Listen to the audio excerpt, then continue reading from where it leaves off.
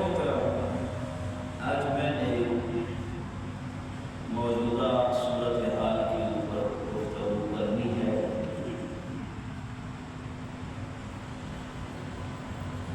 یاد رکھیں، اللہ رب العزت نے قرآن حکیم میں فرمایا ہے ربنا افرغ علینا صبرا وثبت اقدامنا وانصرنا علی القوم الکافرین۔ اللہ سے دعا کرو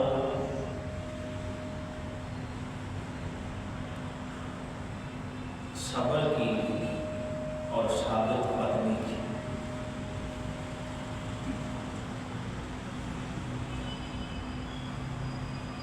جب اللہ سے آپ دعا کرتے ہیں، اللہ کی ذات کے اوپر آپ توقع رکھتے ہیں، تو اللہ کا مشکل کو آسان کرتا ہے۔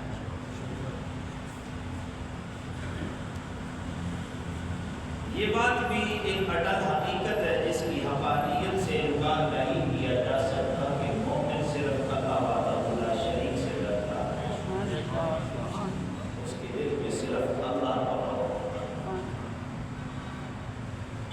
اور اللہ کا یہ حکم بھی ہے فَلَا تَخْشَوْهُمْ وَاخْشَوْنِي، ان سے نہ ڈر، مجھ سے ڈر۔ ان سے ڈرے گا، مصائب آلام تیرے اوپر آئیں گے، کبھی سکون ختم ہو جائے گا۔ مجھ سے ڈرے گا تو میں سارے ڈر ختم کر دوں گا، تجھے سکون عطا کر دوں گا۔ دور حاضر میں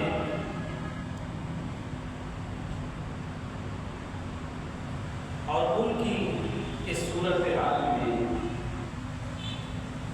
آکسفورڈ کا نصاب پڑھی ہوئی جو قوم ہے وہ پریشانی میں ہے، جبکہ ہمیں تو وہ یہ نصاب پڑھاتے ہیں اور ہمیں ڈراتے ہیں، وہ کبھی وہ حالت جنگ سے باہر نہیں جاتا۔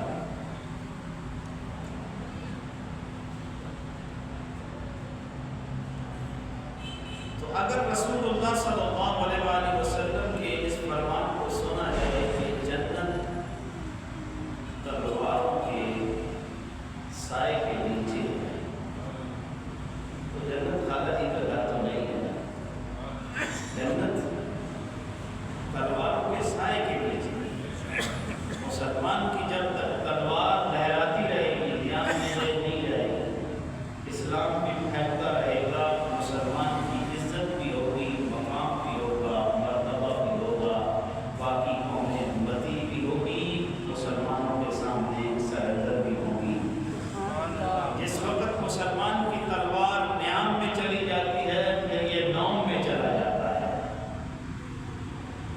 تلوار جب نیام کے اندر جاتی ہے تو نوم کا معنی نیند ہے، پھر یہ سو جاتا ہے۔ گھر کا مالک سو جائے تو پھر چوروں کی موج ہوتی ہے، پھر چوروں کی موج ہوتی ہے۔ اس لیے رب ذوالجلال نے قرآن میں فرمایا ہے کہ فَلَا تَخْشَوْهُمْ وَاخْشَوْنِي، ان سے نہ ڈر، مجھ سے ڈر۔ اللہ سے ڈرے گا تو اللہ کوئی نہ کوئی سبیل نکال لے گا۔ اور رب ذوالجلال نے قرآن حکیم میں یہ فرمایا بھی ہے یا ایھا الذین آمنوا استعینوا بالصبر والصلاۃ۔ اے ایمان والو، جب تمہارے اوپر مشکل آ جائے، اے ایمان والو، جب تمہارے اوپر تنگی کا وقت آ جائے، پھر تم صبر اور نماز سے کام لو۔ جب تم اللہ کی ذات کے اوپر یقین محکم رکھ کے قدم اٹھاؤ گے، میرے رب ذوالجلال کا صریح اعلان ہے ان اللہ مع الصابرین۔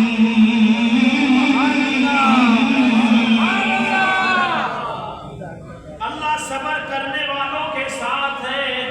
یاد رکھنا، جن کے ساتھ میرا رب ذوالجلال ہو جائے پھر ان کے دشمن نہیں رہتے، نقصان دینے والے نقصان نہیں دے سکتے، کیونکہ میرے رب کا یہ فیصلہ ہے، میرے رب قدوس کا یہ اعلان ہے ان اللہ علی کل شیء قدیر۔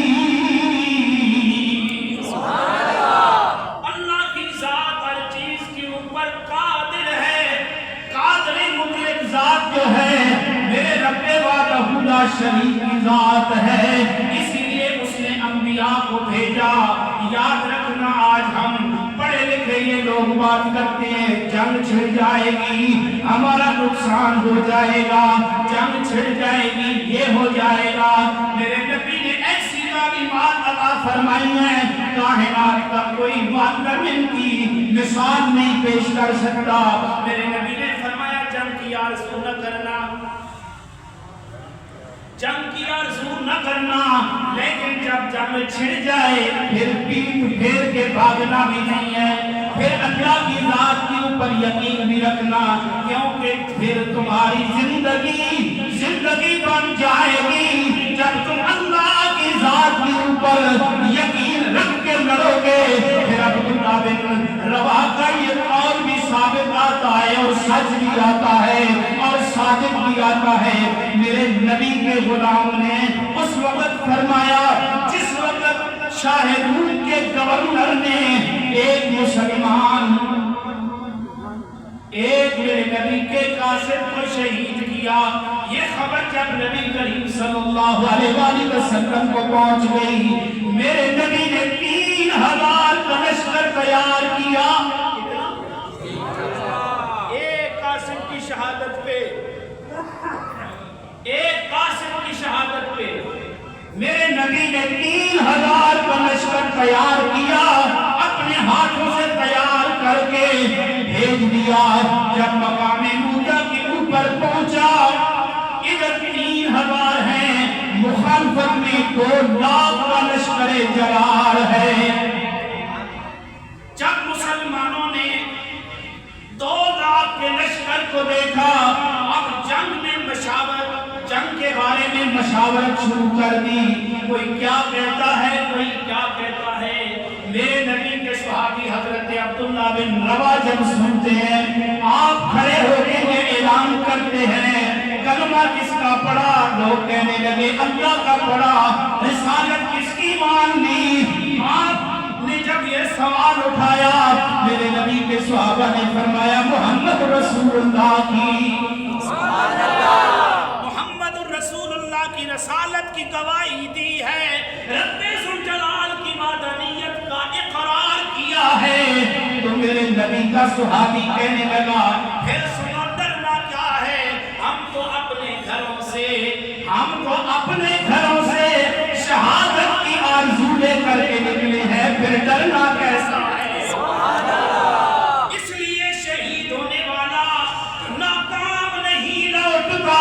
میرے رب نے یہ اعلان کر دیا ہے وَلَا تَقُولُوا لِمَن يُقْتَلُ فِي سَبِيلِ اللَّهِ أَمْوَاتٌ بَلْ أَحْيَاءٌ وَلَٰكِن لَّا تَشْعُرُونَ۔ سبحان اللہ۔ خبردار اس کو مردہ نہ کہو جو رب ذوالجلال کی راہ میں شہید ہو جائے، وَلَٰكِن لَّا تَشْعُرُونَ، وہ تو زندہ ہے اور تمہیں وہ شعور حاصل نہیں ہے۔ تو آپ نے فرمایا ڈرتے کیوں؟ ہم شہادت کی آرزو لے کر گھروں سے نکلے ہیں، پھر ہمیں ڈرنا کیا ہے؟ ہمیں ڈرنا کیا ہے؟ ہم نے دشمن کی اسلحے کو نہیں دیکھنا، ہم نے دشمن کی طاقت کو نہیں دیکھنا، ہم نے اس کے سپر پاور کو نہیں دیکھنا، ہم لڑیں گے اس لیے اس دین کی خاطر لڑیں گے جس دین کی وجہ سے اللہ نے ہمیں عزت بخشی۔ یہ کس کی بات ہے؟ یہ کس کی بات ہے؟ اور بولو تو صحیح۔ حضرت عبداللہ بن رواحہ کس کی؟ حضرت عبداللہ بن رواحہ کی۔ آپ نے کہا ہم اس دین کے لیے نکلے ہیں جس دین کی وجہ سے اللہ نے ہمیں عزت بخشی ہے، اس لیے ہم گھر سے جب نکلے ہیں شہادت کی آرزو لے کر کے نکلے ہیں، لہذا ہمیں ڈرنا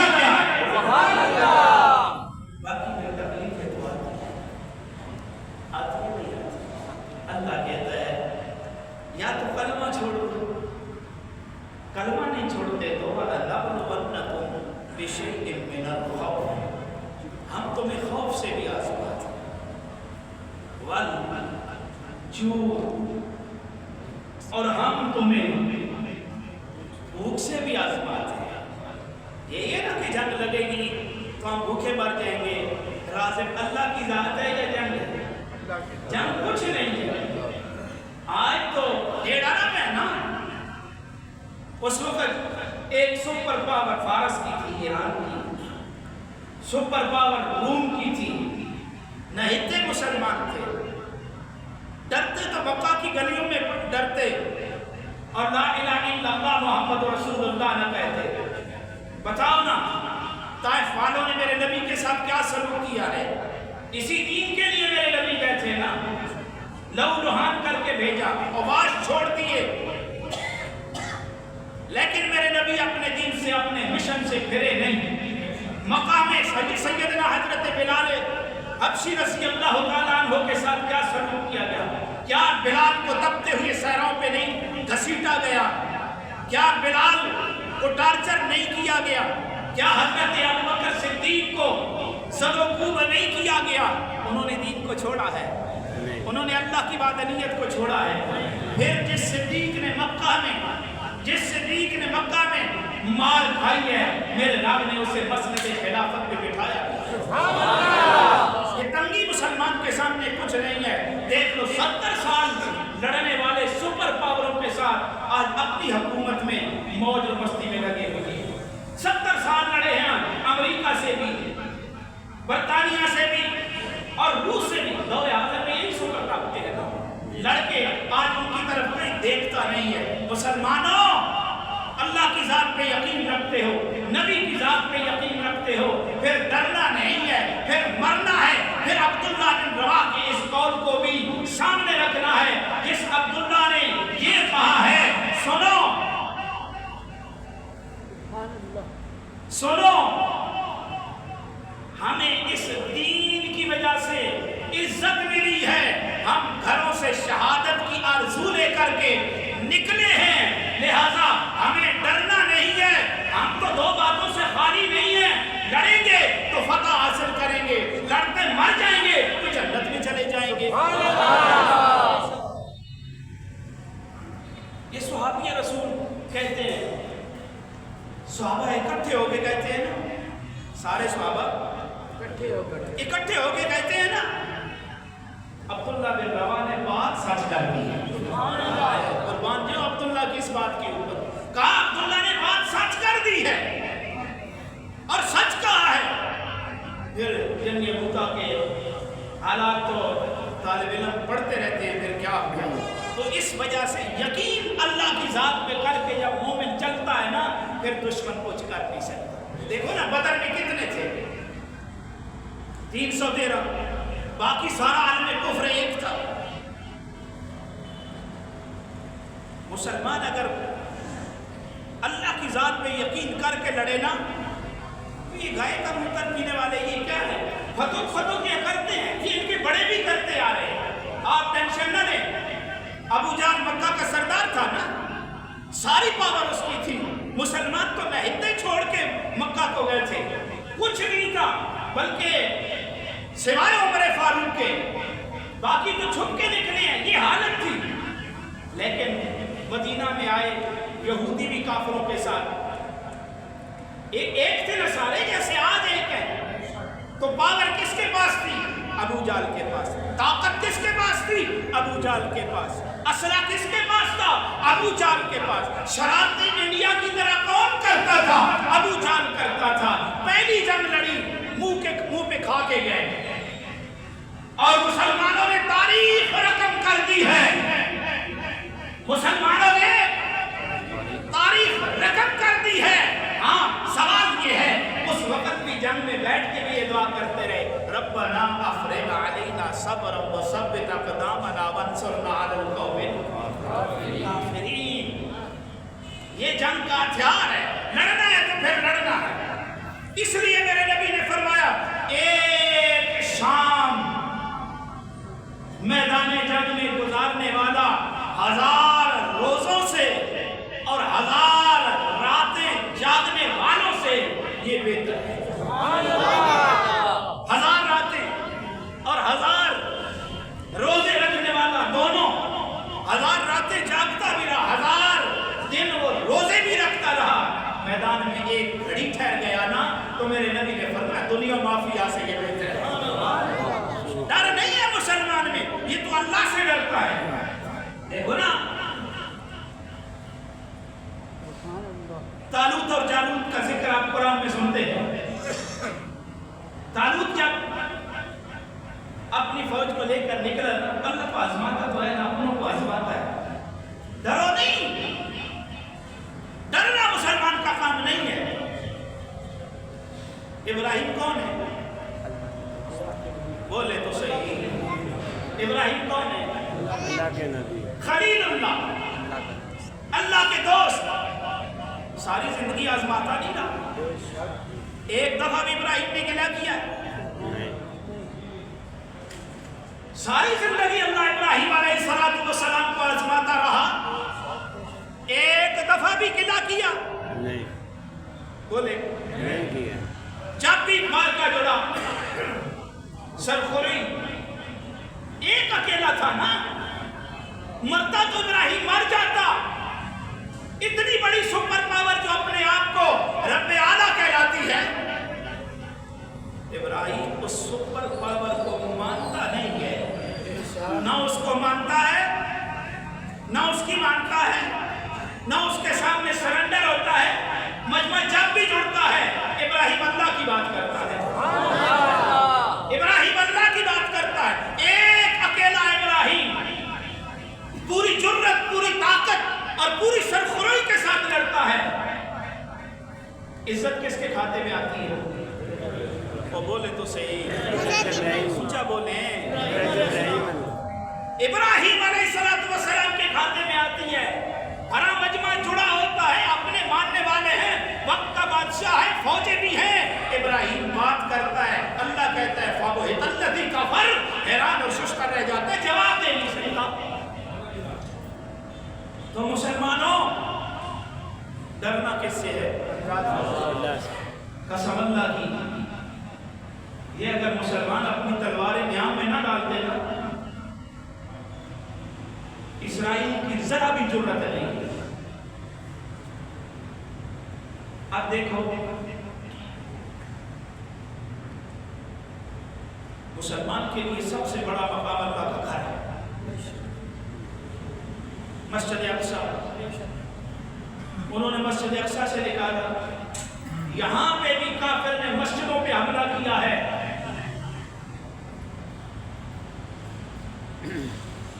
اللہ کے گھر پہ حملہ کیا ہے. ابو جہل بھی کرتا رہا یہ شرارتیں, آج اس کی ناپاک ذریت بھی کر رہی ہے, اور ہم نے ان شرارتوں کا جواب دینا ہے. جب میدان لگ جائے پھر صلح کیا ہوتی ہے, میدان لگ جائے پھر مصلحت کیا ہوتی ہے, پھر لڑنا ہے.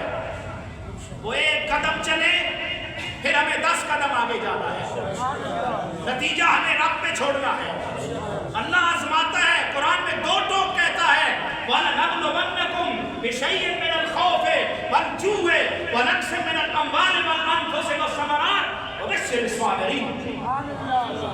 غرض کر رہا تھا طالوت جب اپنا لشکر لے کے نکلے نا, تو پیغام یہ آ گیا کہ آگے جو نہر ہے اس میں پانی بھی ہے, ایک چلو بھر کے آپ نے پینا, ایک لب پینی ہے, اس سے زیادہ نہیں پینا.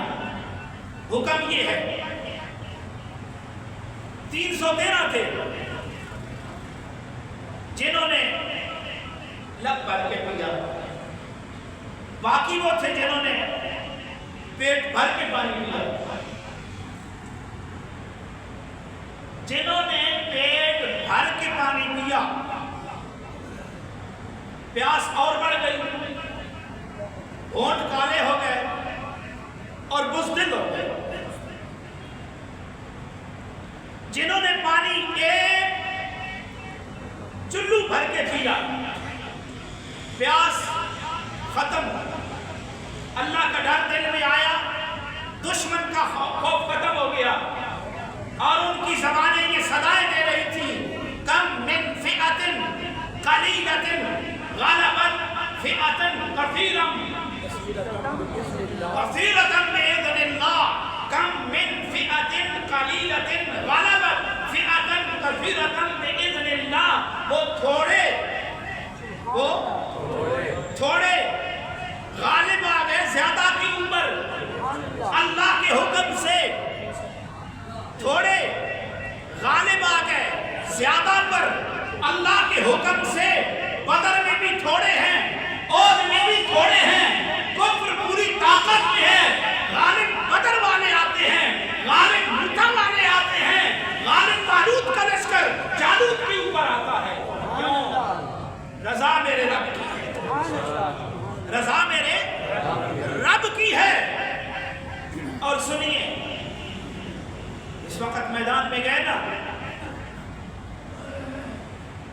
تو ان کے اوپر غالب آ گئے طالوت والوں کو فتح ہوئی جالوت کا لشکر فوج میں بڑا جالوت کا لشکر اسلحہ سے لیس جالوت کا لشکر طاقت میں بہت زیادہ یہ مٹھی بھر لوگ ان کے اوپر فتح سے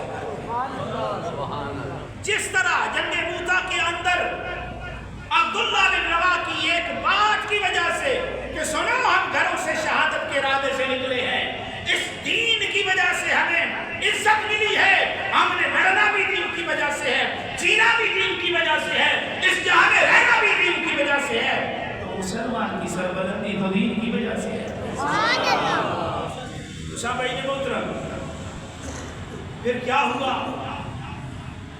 مسلمانوں کو فتح ملی بات یہاں پہ بھی کچھ ایسی ہے بات یہاں پہ بھی کچھ ایسی ہے ہم نے بھی اپنے لڑنے والے مسلمانوں کی مدد کرنی ہے کیوں میری بات نہیں رسول اللہ کا فرمان ہے ایک تیر کی وجہ سے 3 بندے جنت میں جائیں گے تیر بنانے والا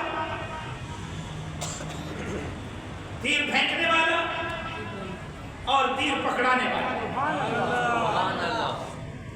جہاد جان سے جہاد مال سے جہاد زبان سے تینوں طرح سے ہم نے بزدلی نہیں دکھانی ہم نے کفر کے مقابلے میں ڈٹ جانا ہے اپنے 100 اختلاف آپس میں صحیح لیکن جب دشمن کے ساتھ لڑنا پڑ جائے پھر نجی اختلاف کو سائڈ پہ رکھنا پڑتا ہے پھر قوم کو ایک بن کے ابھرنا پڑتا ہے دشمن کا مقابلہ کرنا پڑتا ہے انشاءاللہ اللہ کے فضل سے پاکستانی قوم یہ غیرت مند قوم ہے جان لگانے والی قوم ہے مال لگانے والی قوم ہے اور ہر مشکل میں اپنی فوج کے ساتھ کھڑی ہونے والی قوم ہے فوج میں کمی نہیں ہے ہماری اوپر کوئی افسر ڈرتے ہو تو مجھے پتا نہیں یہ ہمارے جو جوان ہیں نا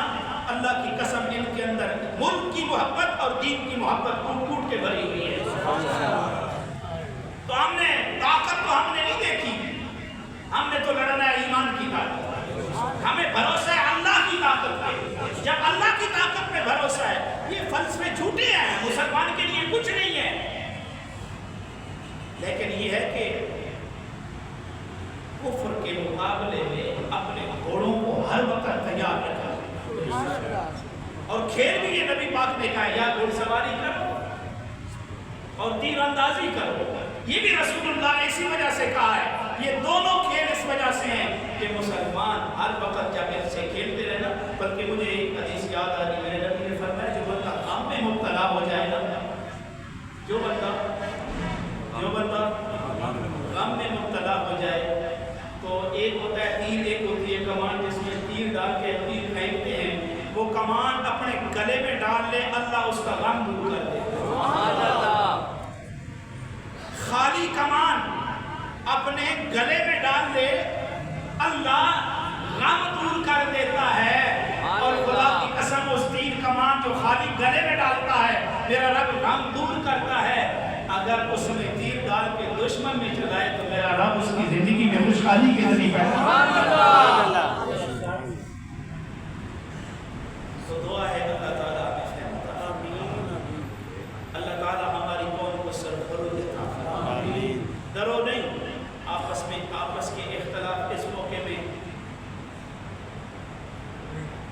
نہیں ہونے چاہیے، دشمن کے ساتھ مقابلہ کرنا چاہیے۔